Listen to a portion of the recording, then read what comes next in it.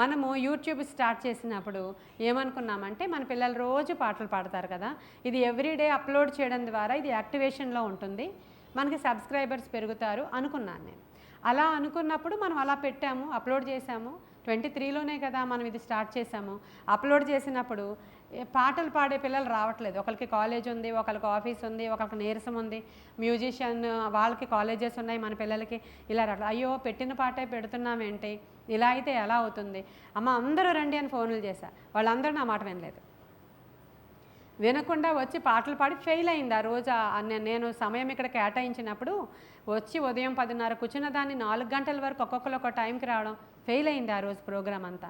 ఆ రోజు నేను ఒక నిర్ణయం తీసుకున్నా. ఏమని, ప్రభా పాటల ద్వారా నా సబ్స్క్రైబర్స్ పెరిగితే నీ నామానికి మహిమ కాదు, నీ మాటల ద్వారా సబ్స్క్రైబర్స్ పెరగాలి. నేను ప్రతిదినము మాట్లాడతాను. హల్లెలూయా. సంథింగ్ స్పెషల్ ప్రతిదినము మాట్లాడతా. నేను మీటింగ్లకి వెళ్ళినా మాట్లాడతా, ఊర్లో ఉన్నా మాట్లాడతా, ఊర్లో లేకపోయినా మాట్లాడతా. ప్రతి దినము ఒక వాక్యము పొద్దున్న అప్లోడ్ అవ్వాల్సిందే. బంగారు పండ్లు అనేటువంటి ప్రోగ్రాము అది రావాల్సిందే. హల్లెలూయా. Something special. ఈరోజు మీరు అందరూ గూగుల్ మీట్లో వింటారు, బంగారు పండ్లు చూస్తూనే ఉంటామండి మేము.